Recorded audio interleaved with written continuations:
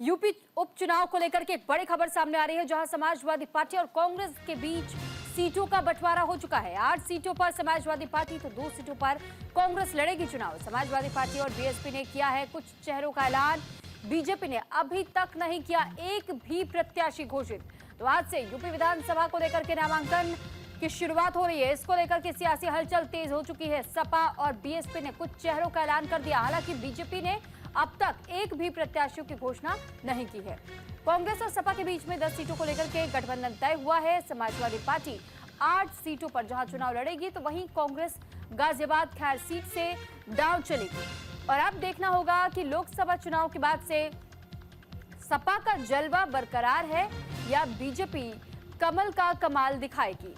तो फिलहाल इन उपचुनाव के तहत भी आपको ये जानकारी दे दें कि उत्तर प्रदेश में 10 सीटों पर उपचुनाव होने थे, लेकिन 10 में से 9 सीटों पर ही ये उपचुनाव हो रहे हैं। दरअसल ये बताया जा रहा है कि एक सीट जो छोड़ी गई है उस पर एक याचिका लगाई गई थी गोरखनाथ पीठ की ओर से, और इसी कारण उस सीट को लेकर के, यानी मिल्कीपुर सीट का हम जिक्र करें जो अयोध्या से जुड़ती है, और ऐसे में उस सीट पर चुनाव की तारीखों का ऐलान नहीं हुआ है। फिलहाल 9 सीटों पर ही उपचुनाव हो रहे हैं उत्तर प्रदेश में, और ऐसे में अब इनके लिए तमाम पार्टियों की ओर से अपने अपने प्रत्याशियों की घोषणा भी शुरू की जा चुकी है। यानी बीएसपी, सपा और कांग्रेस की ओर से अपनी तरफ से प्रत्याशी घोषित किए गए हैं, लेकिन दूसरी ओर बीजेपी की तरफ से अभी एक भी पत्ता नहीं खोला गया है। यानी कि अभी बीजेपी शायद इंतजार करना चाह रही थी, भापना चाह रही थी कि आखिर जो विपक्षी दल है उन विपक्षी दलों की ओर से किस स्थान से किसे उम्मीदवार के तौर पर चुनावी मैदान में उतारा जाएगा, और उसके बाद से बीजेपी ये फैसला लेगी कि अगर किसी को चुनावी मैदान में वो बीजेपी की ओर से खड़ा किया जाए तो फिर वो किसी भी कीमत पर उन्हें जीत मिल सके, और इसके तहत में वो पूरी मजबूती के साथ इस बार चुनावी मैदान में उतरना चाहती है। यही कारण हो सकता है जिस वजह से बीजेपी अभी भी इंतजार कर रही है। एक भी प्रत्याशियों की घोषणा नहीं की गई है। बहरहाल अब देखना यह होगा कि समाजवादी पार्टी ने जिस तरीके का प्रदर्शन लोकसभा चुनाव के दौरान किया था, तो इन लोकसभा चुनाव के बाद से अब बारी उपचुनाव की है। उत्तर प्रदेश में 9 सीटों पर उपचुनाव होने हैं, और इन उपचुनाव को लेकर के कांग्रेस के साथ में गठबंधन के तहत ही आगे बढ़ रही है समाजवादी पार्टी। 8 सीटों पर जहां समाजवादी पार्टी ने अपने प्रत्याशी घोषित किए, तो वहीं दूसरी तरफ 2 सीटें कांग्रेस को दी गई हैं। अब इन 2 सीटों को लेकर के कांग्रेस की ओर से भी अपने उम्मीदवार उतार दिए गए हैं, लेकिन इंतजार अब बीजेपी के उम्मीदवारों का है। बीजेपी इस बात का इंतजार कर रही है कि किन्हें वो चुनावी मैदान में उतारना चाहते हैं, और तमाम समीकरणों को समझने के साथ, समीकरणों को साधने के साथ प्रत्याशी उतारे जाएंगे। कितना समय लगेगा इसका इंतजार फिलहाल करना होगा। इस पर ज्यादा जानकारी के साथ नीरज मिश्रा हमारे साथ जुड़ चुके हैं। नीरज, सबसे पहले तो समझना चाहेंगे कि उत्तर प्रदेश की जो 8 सीटों को लेकर के उपचुनाव होने हैं, ऐसे में बाकी तमाम पार्टियां तो अपने अपने उम्मीदवारों की घोषणा कर चुकी है, बीजेपी अब तक चुप क्यों है? जी बिल्कुल, देखिए इस समय उत्तर प्रदेश की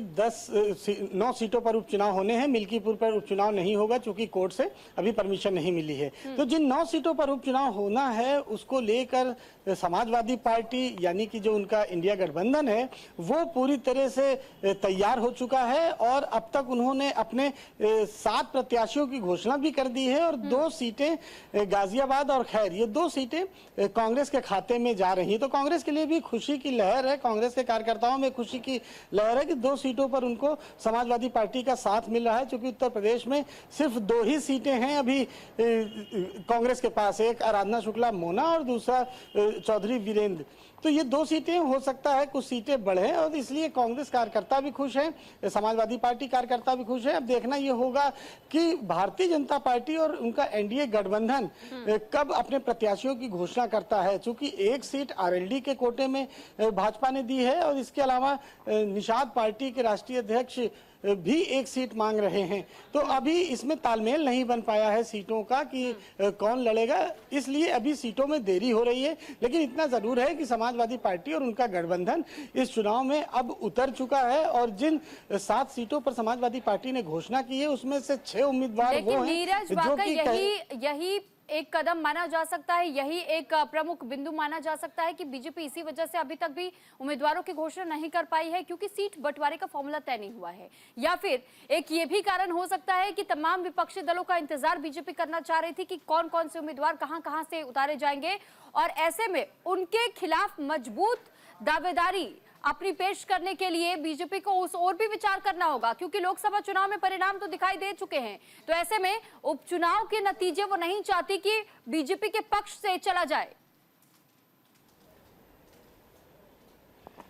जी बिल्कुल, देखिए भारतीय जनता पार्टी के लिए ये उपचुनाव बहुत इंपॉर्टेंट है। अगर कहा जाए कि करो या मरो का भी प्रश्न है, क्योंकि 2024 का जो लोकसभा का चुनाव था उसमें उतनी सफलता नहीं मिली थी जितनी बीजेपी ने सोची थी, तो लिहाजा अब उपचुनाव में दबाव भी बहुत ज़्यादा है और इस उपचुनाव की पूरी बागडोर उत्तर प्रदेश के मुख्यमंत्री योगी आदित्यनाथ संभाल रहे हैं और जिन 9 सीटों पर उपचुनाव होने हैं वहाँ पर जल्दी प्रत्याशी तय कर दिया जाएगा। बस 1-2 सीटों पर पेच फंसा हुआ है। निषाद पार्टी अपनी एक सीट मांग रही है जो कि उसकी पहले भी वो सीट थी और इसके साथ ही जो आरएलडी से भी एक विधायक चंदन चौहान वो अब सांसद बन चुके हैं, तो उनकी जगह पर भी नाम तय हो रहा है। तो कुल मिला के बहुत ही जल्द भाजपा भी अब अपने पत्ते खोलेगी क्योंकि सामने वाले जो प्रत्याशी हैं उनका पता चल गया है। ये तमाम रणनीति होती है और समाजवादी पार्टी चाहती थी कि पहले से ही वो उम्मीदवारों को अपना चुनाव प्रचार करने का मौका दे दे, तो इसलिए उसने अपने प्रत्याशी पहले घोषित कर दिए और ज्यादातर वही प्रत्याशी हैं जो विरासत में जिनको सियासत मिली। ठीक है, विरासत में सियासत मिली, लेकिन साथ ही ये भी सवाल है कि बीजेपी क्योंकि अभी भी सीट बंटवारे के फॉर्मूले को तय तो कर नहीं पा रही है, कहीं ना कहीं ये भी समझा जा सकता है कि इन उपचुनाव के जरिए भी 2027 के एक हम कह सकते हैं झलक क्या देखने को मिल सकती है नीरज, क्योंकि अगर लोकसभा चुनाव के रिजल्ट हमने देखे हैं, अब उपचुनाव की जब बारी आती है तो एक लंबा अंतराल बीत चुका है इस बीच में भी, तो बीजेपी का प्रभाव कितना है, कमाल दिखा पाएगी नहीं दिखा पाएगी, या फिर एक बार फिर से लोकसभा चुनाव के तहत ही इस बार समाजवादी पार्टी का जादू उपचुनाव में भी चलेगा, तो ये 2027 के तहत सेमीफाइनल के रूप में हम देख सकते हैं इसे। बिल्कुल देख सकते हैं, ये 2027 के सेमीफाइनल की तरह ही दोनों पार्टियां चुनाव लड़ रही हैं, पूरे दमखम के साथ लड़ रही हैं और कभी भी उपचुनाव जिस तरह से मजबूती से लड़ा जा रहा है समाजवादी पार्टी और इंडिया गठबंधन के द्वारा या फिर भारतीय जनता पार्टी एक एक देखकर प्रत्याशी अपने पत्ते खोलेगी और जिताऊ उम्मीदवार को ही टिकट देगी और किसी भी तरह का कोई विरोध ना हो प्रत्याशियों का, तो ऐसे प्रत्याशियों का पैनल तैयार किया जा रहा है जो कि दिल्ली भेजा जाएगा कि जिनकी छवि अच्छी हो, जिनका कोई विरोध ना हो। नहीं तो अक्सर क्या होता है कि भारतीय जनता पार्टी आपसी कलह में और क्षेत्रीय राजनीति में फंसकर अपनी सीट गंवा देती है और ये 2024 में देखने को मिला कि किस तरह से तमाम जो बागी लोग थे वो खड़े हुए और जिसकी वजह से बीजेपी की हार हुई। तो इस बार ये रिस्क बीजेपी नहीं लेना चाहती, तो लिहाजा बहुत सोच समझ के भारतीय जनता पार्टी अपने पत्ते खोलना चाहती है क्योंकि 2024 की जो हमने योगी आदित्यनाथ के उस स्टेटमेंट को भी सुना था, जब योगी आदित्यनाथ अपने नेताओं के बीच में मौजूद थे तो उनका ये कहना था कि पार्टी के लोगों को ये समझना होगा कि पार्टी सबसे पहले है, आप ओवर कॉन्फिडेंट हो जाते हैं तो यह आपके लिए घातक साबित होगा, यानी एक कोई भी व्यक्ति को हम बड़ा नहीं दिखा सकते हैं और अगर आप पार्टी के साथ चलना चाहते हैं तो ही पार्टी को जीत मिल पाएगी। और इसका कहीं ना कहीं खामियाजा अयोध्या में उठाना पड़ गया था बीजेपी को, क्योंकि वहां पर बीजेपी के उम्मीदवार वो चुनावी मैदान में उतरे ही नहीं पूरी तरीके से प्रचार प्रसार के लिए, वो अपने घर में ही बैठे रहे थे। वो इतने आश्वस्त था कि अगर बीजेपी की ओर से राम मंदिर दे दिया गया, बनवाने में सहयोग कर दिया गया, तो ऐसे में वो जीत उनकी निश्चित है और उसका खामियाजा भुगता बीजेपी ने। बिल्कुल, देखिए हार के एक नहीं तमाम कारण होते हैं और जीत का सिर्फ एक कारण होता है। तो भारतीय जनता पार्टी ने 2024 से सबक लिया है और इसलिए वो अपने उम्मीदवारों को बहुत ही चुन चुन कर उतारना चाहती है। तमाम नामों के पैनल जो हैं वो दिल्ली भेजे गए हैं, चूंकि जो भी क्षेत्र में राजनीति करता है वो चाहता है कि चुनाव लड़े और बीजेपी परिवारवाद की चीज़ों से भी बचना चाहती है, जिसका आरोप वो हमेशा कांग्रेस और समाजवादी पार्टी पर लगाती है। तो इसलिए प्रत्याशियों के चयन में कोई भी हीला हवाली या कोई जल्दबाजी नहीं करना चाहती और काफी दिनों से प्रत्याशियों के चयन पर विचार हो रहा है। तमाम नामों के पैनल दिल्ली भेजे गए हैं और बहुत ही जल्द प्रत्याशियों की घोषणा भारतीय जनता पार्टी करेगी। ठीक है नीरज, साथ ही साथ एक और सवाल मैं आपसे पूछना चाहूंगी, क्योंकि बीएसपी की ओर से भी अपने पत्ते खोले जा चुके हैं। बीएसपी को अभी भी उम्मीद है कि जनता उनका साथ देगी, क्योंकि लगातार हम देख रहे हैं कि जब से ही चुनावी मैदान से थोड़ी सी दूरी बनाई थी बीएसपी ने, और ऐसे में कहीं ना कहीं वो चुनावी समीकरण को साधने में फेलियर साबित हो जा रहा है बीएसपी के लिए, वो समीकरणों को समझ नहीं पा रही है। यहां तक हमने ये भी देखा है कि वोट परसेंटेज भी कम हुआ है। तो इस बार भी क्या बीएसपी के लिए वैसी ही उम्मीद है कि इस बार भी वोट परसेंटेज साथ नहीं देता हुआ नजर आएगा, या फिर बढ़ने की उम्मीद है?